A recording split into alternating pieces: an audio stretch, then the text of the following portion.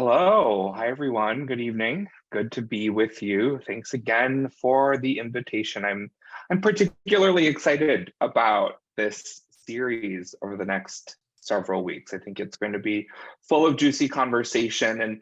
And today I have some teaching to do. So this might be a little more classroom style in some ways because there's some language and definition and some framework teaching that I want to make sure to get to folks. This conversation about intersectionality is really important. As I was preparing for tonight's conversation and tonight's teaching, I was doing a lot of reading of Kimberly Crenshaw, who coined the word or the phrase intersectionality. And she is fond of saying, when she gets interviewed in the media, well, I wonder whose intersectionality that is. And she says it sort of jokingly.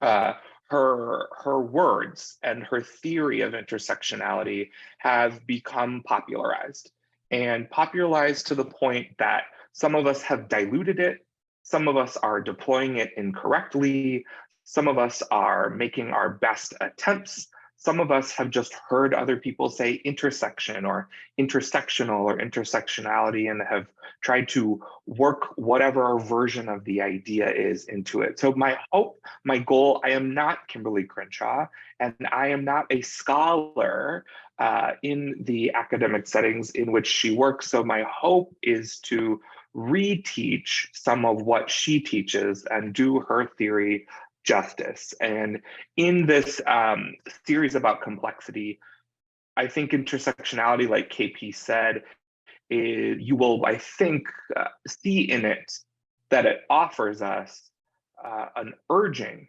to remain complex in how we tend to issues of racial and gender justice. That are in our rush to do right and do well and do good, we tend to oversimplify and miss where injustice is living at the intersections. So just wanted to sort of give that backdrop. I want to have you all get a little bit grounded. And if you were with us for our Saturday session on complexity in January, you will recognize this check-in. So as you are able, please place your feet both on the ground and one hand on your chest and one hand on your belly. And notice where your body meets the seats or your feet meet the ground. And first, just check in. What are my body, my heart, and my mind telling me right now?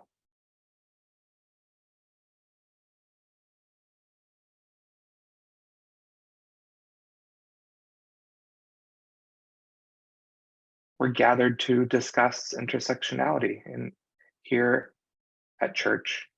Is there a deeper need underneath what your body, your heart, and your mind are telling you right now?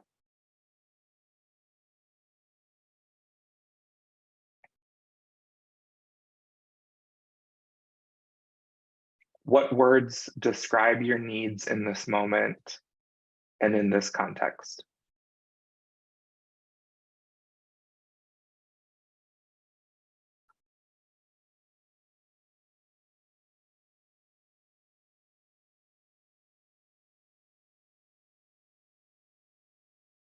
And with your next breath, you can bring your attention back to the Zoom room. And I invite you to spend 2 quiet minutes writing some thoughts down about your goals for participating this evening.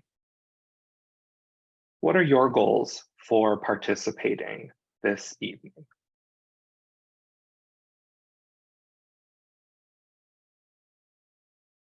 If you're still writing, go ahead and finish your writing. And keep that note to yourself somewhere nearby. So as you engage in conversation, you can remember what it was you were hoping to get out of this evening's conversation. Maybe we'll meet those goals, maybe we won't. For the next several minutes, what I want to do is try and define and give a little history and context of the word, the term, the theory of intersectionality. And I want to do it sort of three ways. So first, I want to share this definition that is, to paraphrase a bit from Kimberly Crenshaw's 2016 TED Talk, The Urgency of Intersectionality. And all the things that I referenced tonight, I'll make sure everybody gets a list of sources and links to all of these things. And so when I re-listened to that 20-minute TED Talk, here's what I came away from that talk really understanding what intersectionality was. This simultaneous, overlapping, and compounding nature of multiple forms of injustice or discrimination. Simultaneous, so it's happening all at once, so hard to parse. Overlapping, as in they're together, compounding, as in they exacerbate whatever is happening. And it's about multiple forms of injustice or discrimination. In a lot of progressive spaces, we have talked about intersecting identities or intersectionality as a shorthand for the reality that we all have multiple identities. And I would say that's the first part. So intersectionality, a definition of intersectionality that is simply just everybody has multiple identities, sort of falls short of what the full definition is. It is that we all have multiple identities. And in the locations where we experience injustice, marginalization, discrimination, those live at the intersection together. And because those live together, our experience of injustice is exacerbated or compounded. So it's sort of both need to be present as we try to deploy intersectionality as a concept. So my hope for you in this series on complexity is that as we choose our words, it's not a vocabulary test, and I won't publicly shame anybody for speaking in rough draft or practicing in new ways with new language, but let's think about being precise with what we mean. The invitation is to be specific. So if you're thinking about this intersectionality concept and you're thinking, gosh, I'm having a hard time putting that word in a sentence or deploying it to describe something, try using some of these phrases around simultaneous, overlapping, compounding nature of multiple forms of injustice and discrimination. So at a really high level, that's what Kimberly Crenshaw meant when she offered us in 1989 the word, the term, the theory of intersectionality. In 2019, Vox did an in-depth history of intersectionality. And what we're reminded in this history of intersectionality is that it is originally a legal concept. So it comes out of Crenshaw's scholarly work about anti-discrimination law and how anti-discrimination law worked. And it was a part of the early writings of what we call critical race theory. And right now in 2023, with a lot of distance from 1989, critical race theory is another phrase that's really getting used and talked about with a lack of specificity. Critical race theory was a body of work that also was coming out of legal academics who were really trying to understand all of the ways that the law on purpose creates racial discrimination, right? So it's a set of beliefs around how law and the legal system are structured to create and then exacerbate and perpetuate racial discrimination. And the idea at the time was that somehow what we could do is come up with rational legal changes to right social discrimination. And critical race theorists were actually saying, we can't rationalize our way out of racism because the very structures we live inside of are inherently racist. So American public policy, the Constitution as it stands, is racist. And coming out of that, Kimberly Crenshaw said in her first article on intersectionality in 1989 that anti-discrimination law, the feminist movement, and emerging anti-racist academics were too singular in their analysis. And that the analysis of the feminist movement was a movement purely based in white female experience of the two sexes, and that anti-racist politics were not considering gender, sexuality, ability, and class, and that the American legal system was not set up to consider, for example, the compounding and overlapping experience that, say, a Black woman would have in a non-discrimination case in the courts. So when she started to research different court cases, she realized that when Black women were trying to file discrimination suits, judges were saying, well, I can't find discrimination based on sex because they didn't discriminate because you were a woman. And I can't find discrimination based on race because they didn't discriminate because you were Black. And Crenshaw said, the specificity of the intersection of being Black and being a woman compounded a specific kind of discrimination, which required the law to stop thinking of discrimination as singular and separate, and necessitated understanding injustice and discrimination at the intersections. So very much a legal concept in how it was originally intended to be used. Now, she doesn't currently argue that we shouldn't use it. We shouldn't use intersectionality as a way to understand injustice beyond the law. But the roots of this were a legal conversation. In the subsequent decades, as the left attempted to do intersectional justice work, the right used intersectionality as a fear wedge.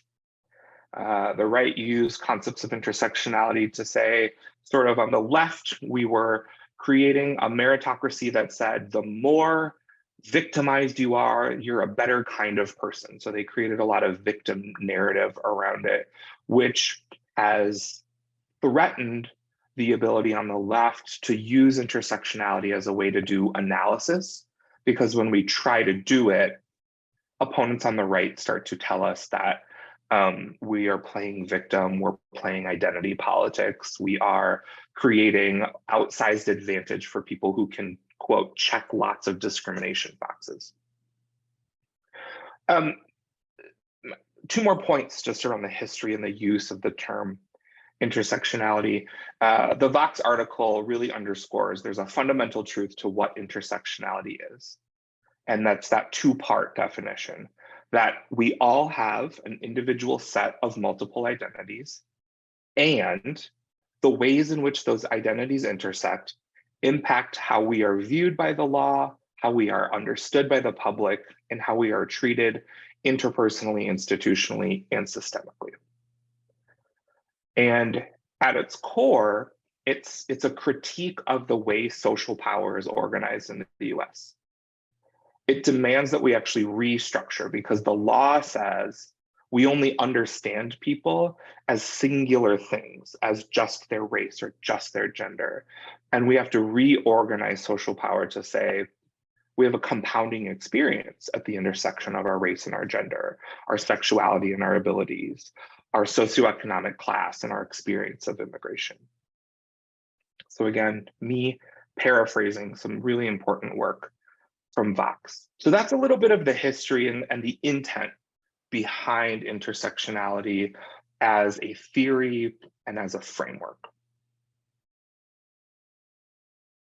Coming back to the 2016 TED Talk, Crenshaw says, our social justice problems, like racism and sexism, are often overlapping, creating multiple levels of social injustice.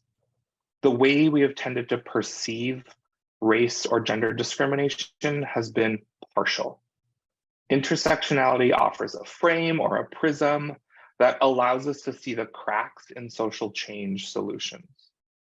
Intersectionality allows us to address the multiple layers of discrimination a person might be experiencing simultaneously, right?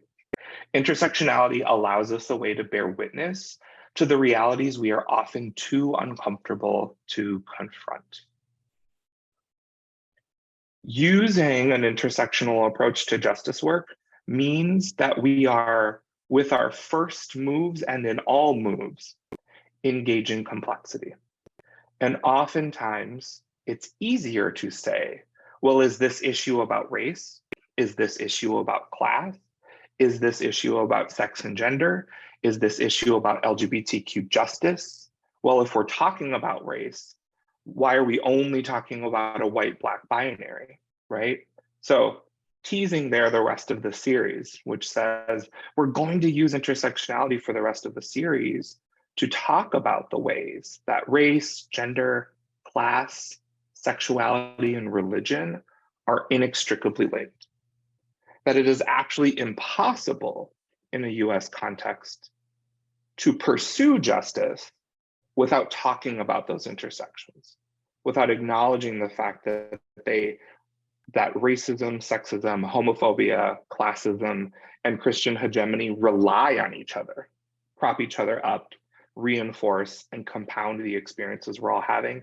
And in fact, even when we experience power, social identity power, or often talked about as privilege, in any one of those identity categories, our ability to experience liberation is limited by the fact that all those systems interlock and intersect.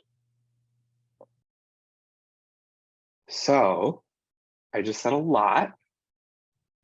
Some of it may be new, some of it you knew, some of it you're like, oh yeah, someone taught me that in a women's studies course once, decades ago, right? And anywhere along the spectrum of familiarity and connection to that information. And so before we engage in conversation, I want you to spend a few moments just noticing what was coming up for you as I shared that context, that definition, that history.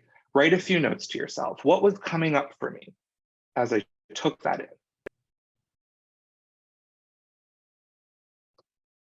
In just a moment, you'll have a chance to unpack some of what's coming up for you in small groups. Madeline will do groups of 4, and let me get you all set up for what that conversation will be.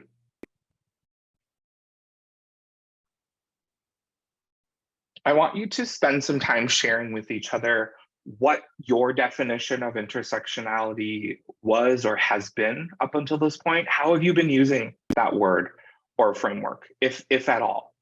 What was in your awareness? What did you know about intersectionality? How did you deploy it as a framework, as a tool, as a word or term? And now that you're hearing this framing and this definition, what's coming up for you now? So how had you been, or have you been, if at all, deploying this word, this framework? And what's coming up for you now? Ideas, thoughts, feelings, sensations, what's coming up for you now after hearing this framing and this definition? And we'll have that conversation for 10 minutes in groups of about 4 people, and then we'll come back together and debrief a little bit. So Madeline, whenever you're ready, you can send folks to their groups. Welcome back. Thanks for coming back. I always say it's always a choice. I'm curious to hear about your conversations. I would love to spend a few minutes hearing from a handful of you. What was coming up in your group? What was coming up for you as you took in the framing, the history, the definition? What was new? What was the same? Would love to hear reflections from a few people.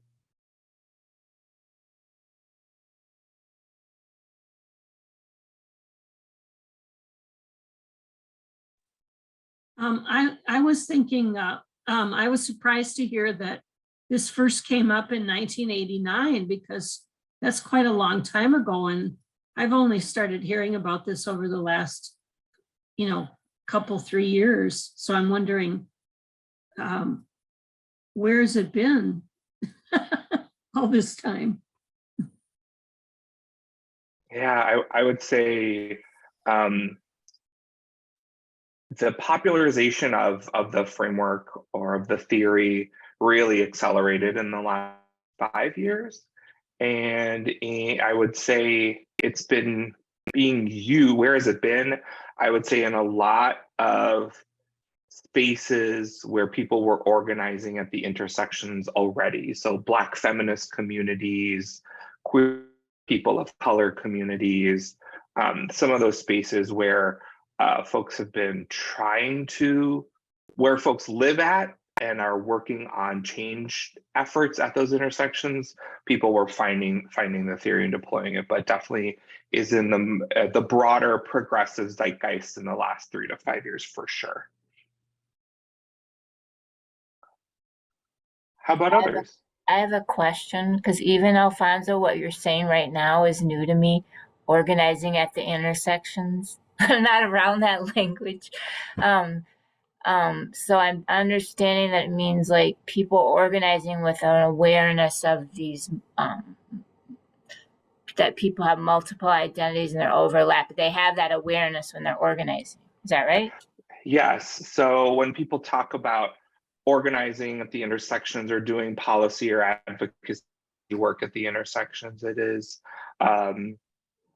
movement shorthand for talking about an active acknowledgement that we don't live single issue or single identity lives, and we don't experience injustice in a singular way. And so it's a demand to address injustice at those intersections of race plus gender, sexuality plus race, ability, immigration, and language, and to really, there's in some progressive left organizing spaces, there is active resistance to policy suggestions or change efforts that try to silo identity or cut off particular aspects of identity-based injustice. And those groups really operate from an understanding that we can design better solutions from a public policy standpoint when we are saying, where are the intersections? Where's the compounding and exacerbated injustice? And when we look for the compounding and exacerbated injustice, we might come up with policy solutions that in fact create greater opportunity for a greater number of us, rather than, it's also an organizing approach that tends to not think about power and resources as finite. One of the people in our group mentioned your comment about critical race theory, and I don't think I quite see the connection there yet. If there's a short version that you can give, that'd be great. Yeah, the short version is Kimberly Crenshaw was a part of the cohort of academic activists who developed the original thinking around critical race theory.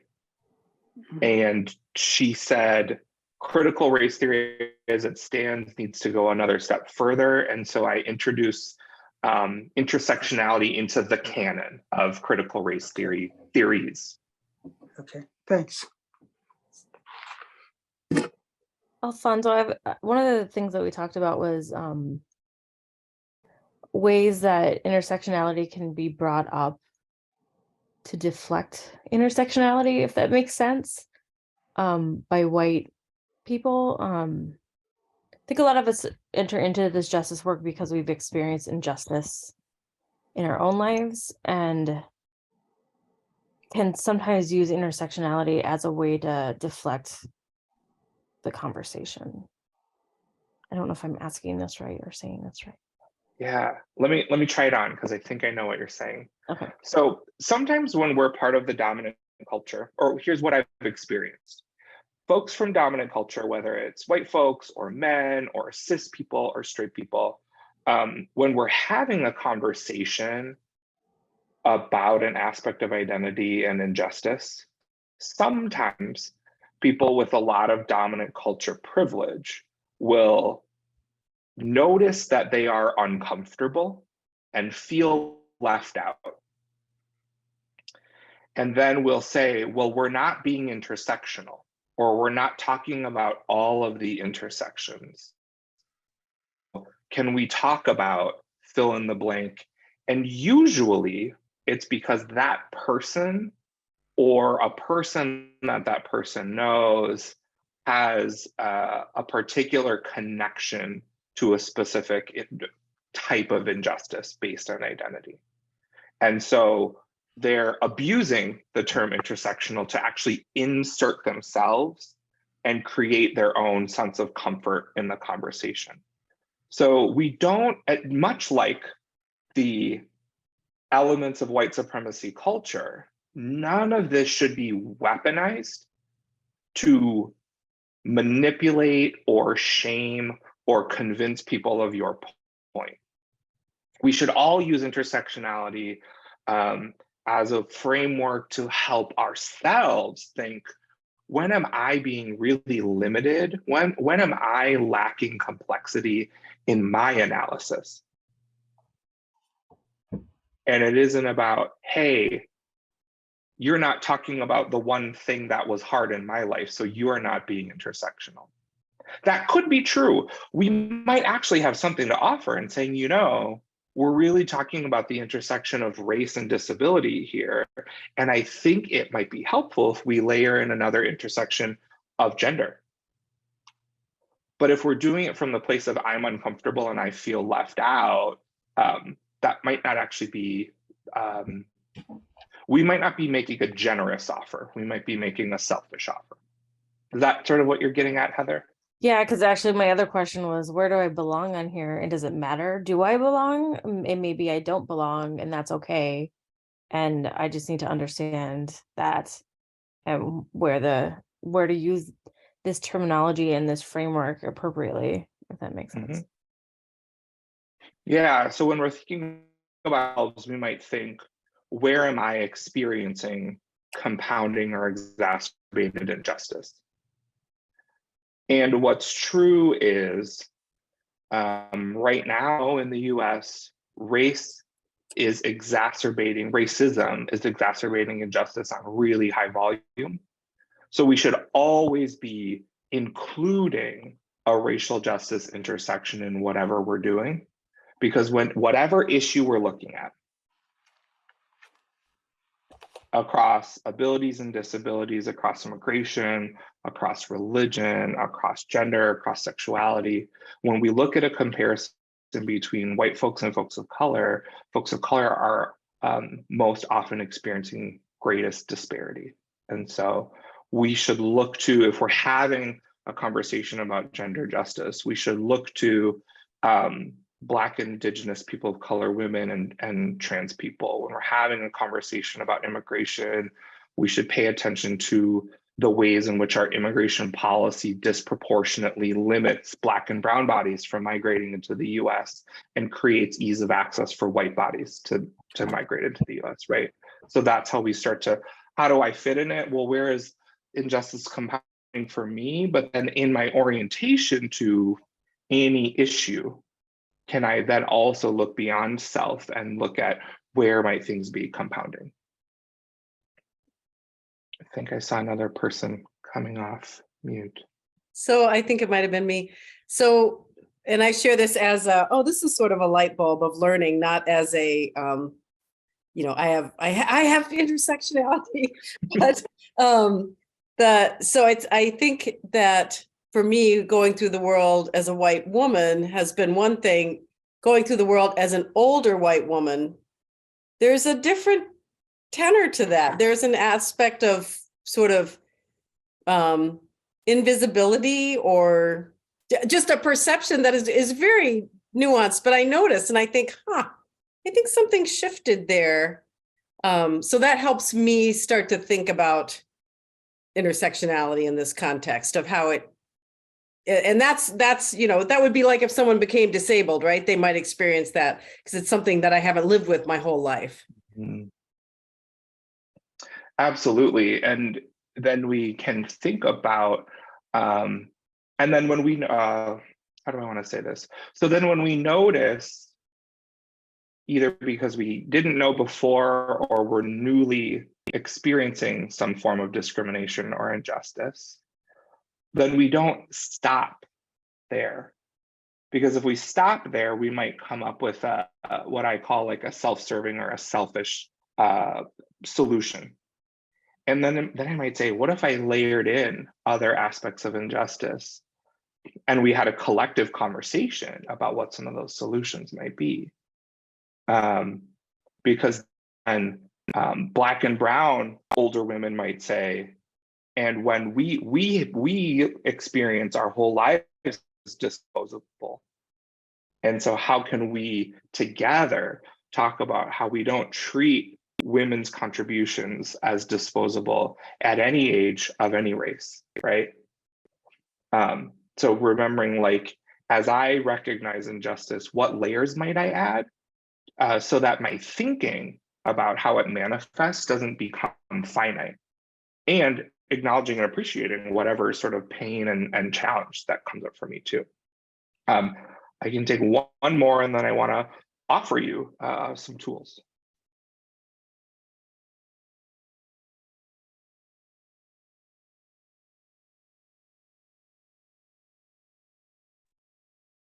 I was just going to acknowledge Betsy's comment and how much I appreciated that, because I tend not to think about ageism, which exists, of course, on both spectrums, between the more older spectrum and the very young. And that was just an obvious insight that I missed. So I'm grateful for that addition to this conversation. Thanks.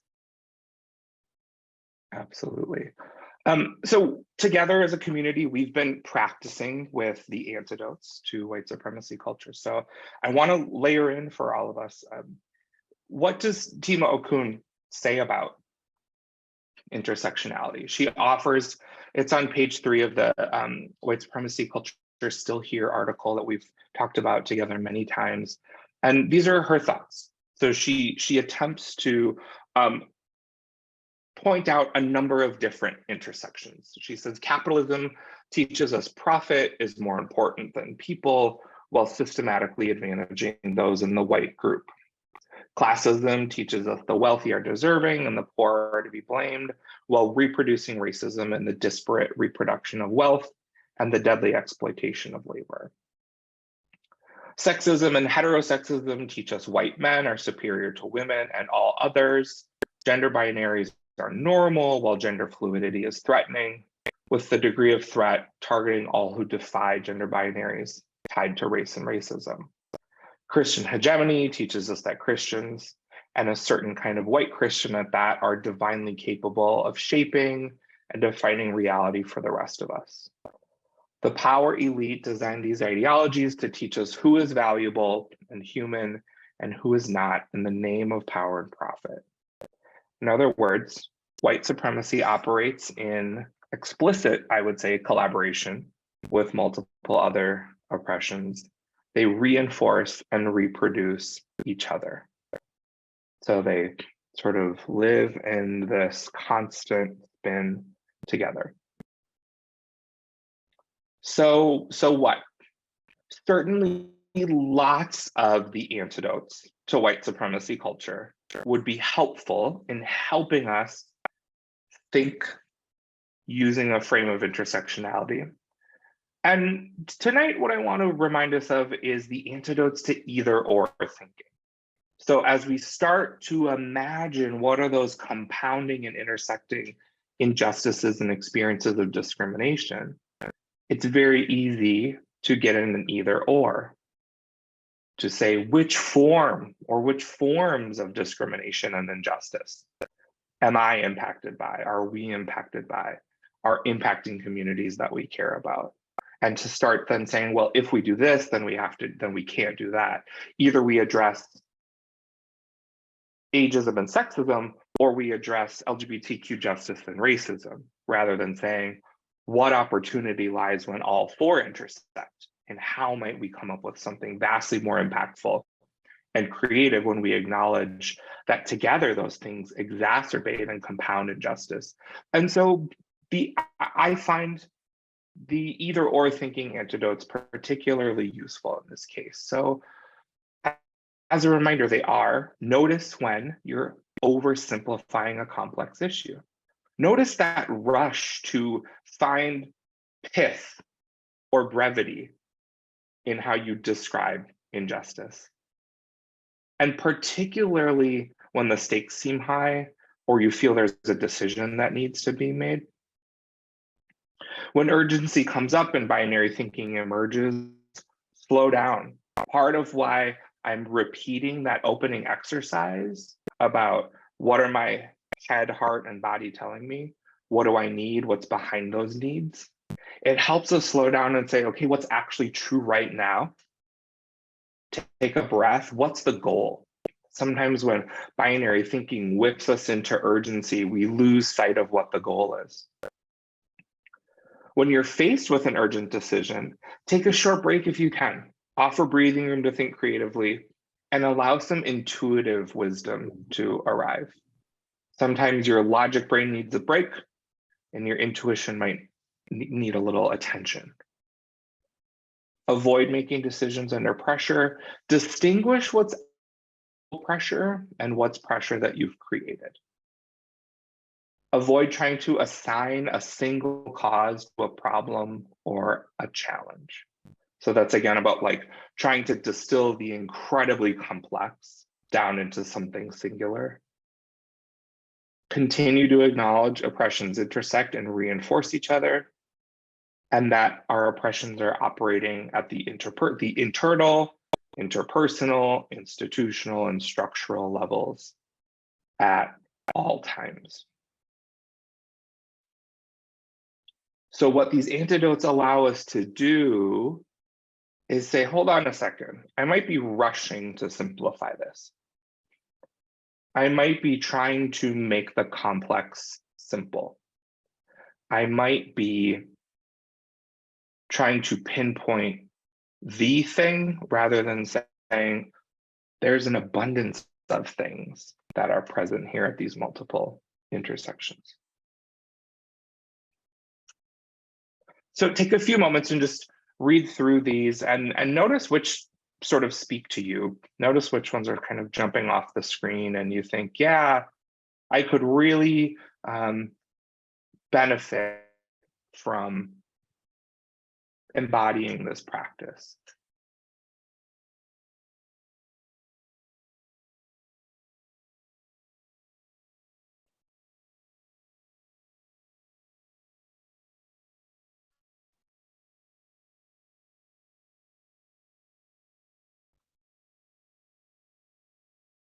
So I want to say a few words. We've been talking a little bit about designing solutions and strategies using intersectionality as a theory.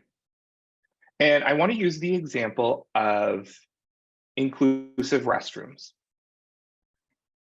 Right now, there has been for some time, but increasingly, a lot of conversation in state legislatures, in school boards, in state government houses, city councils, discussing restroom access for trans people.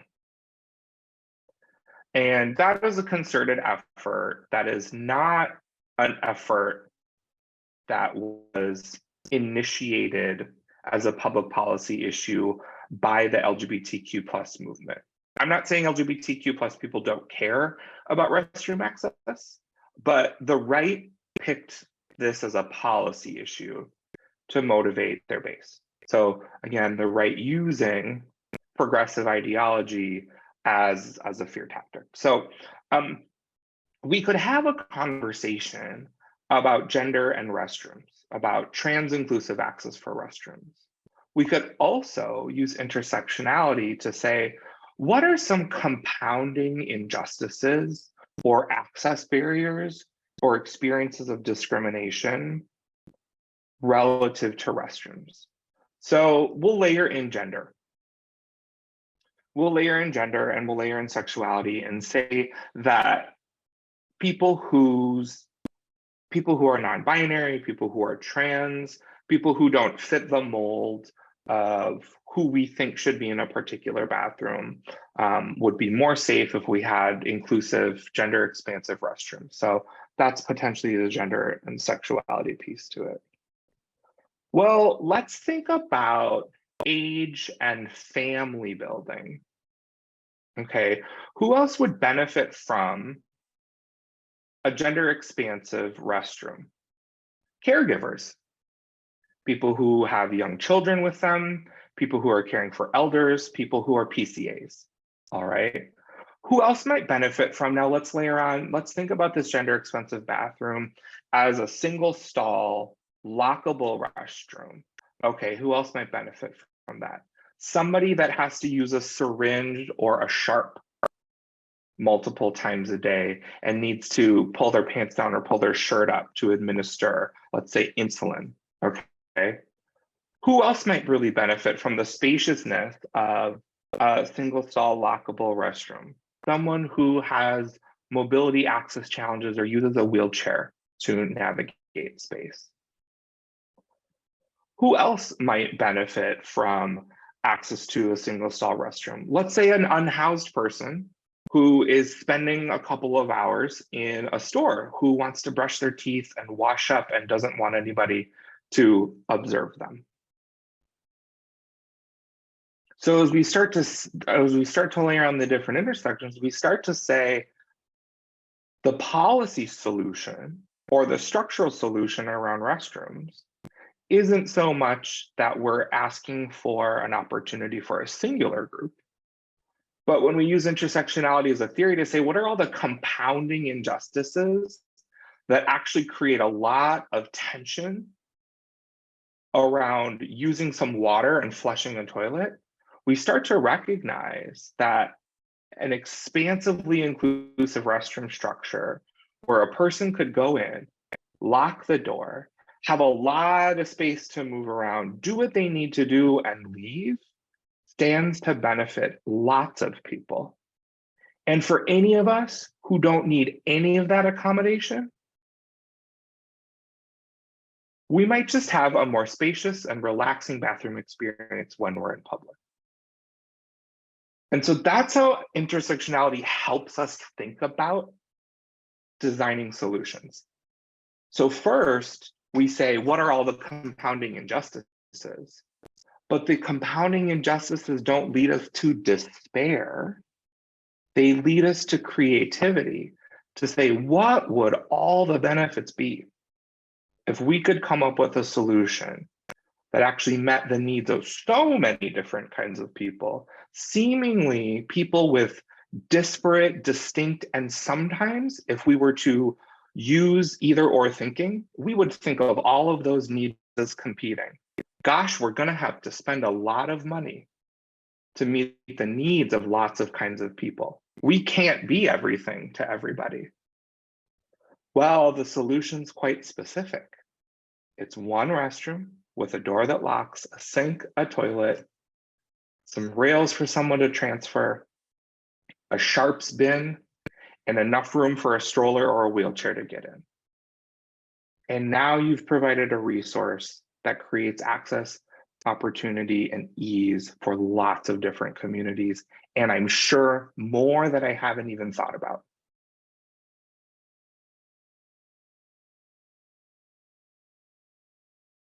So I'm going to offer you another set of questions. And again, they're going to be familiar questions. Turning now to the double helix.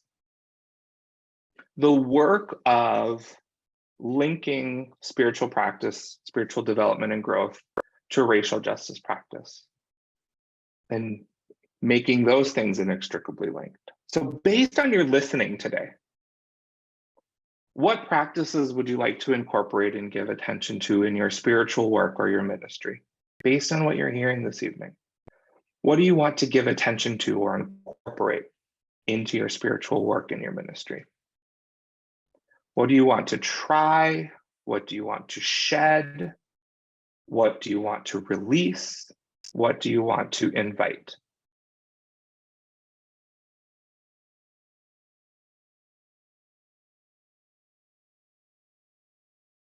I'll give you 2 minutes to reflect on that, and then Madeline will go at 8:10, we'll go back to those same groups. And with our last few minutes, I just want to bring us back to large group conversation. If there are any reflections that folks would like to share, things that are coming up for you, ideas you're having, or if you need me to clarify anything before we close out. So opening up to the group, any reflections or questions?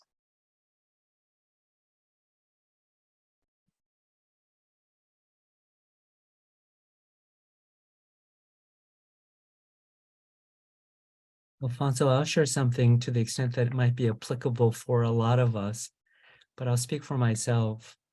I know that when I'm in pain, when I'm wounded, boy, it's so easy to be binary because it immediately reduces the complexity so that I can make judgments to protect my well-being.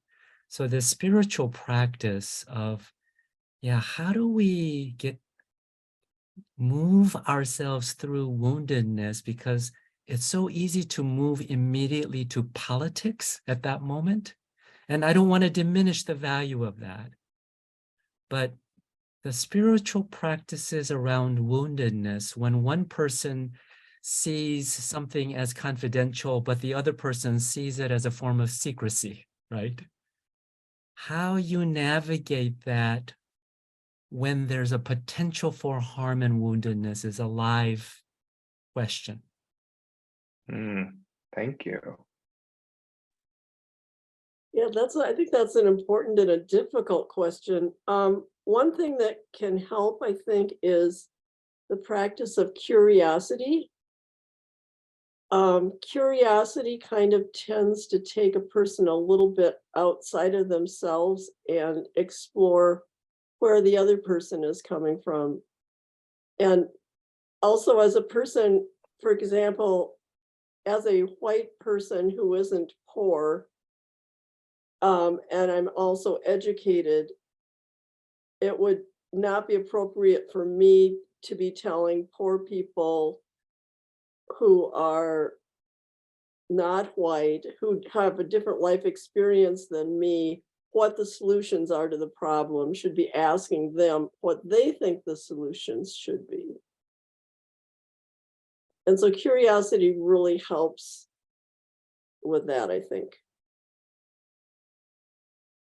Absolutely. I often think too, if any of us is in kind of a fight or defend, protect stance, questions can be a little disarming, like, oh, I thought you were going to challenge what was coming up for me, and here you are greeting me with a question. Thank you for that.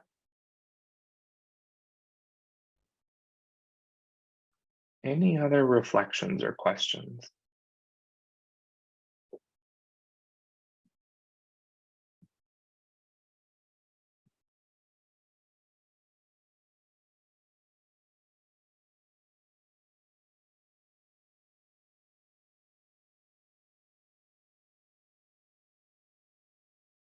Well, I will say in closing that the expectation, I want to help you think about what you do with anything you've learned today. The expectation isn't that after spending 90 minutes on an evening on Zoom, that if you are unpracticed at using intersectionality to develop solutions and strategies, that now you should be able to, for example, rattle off the bathroom example that I gave and spent the better part of the afternoon thinking about.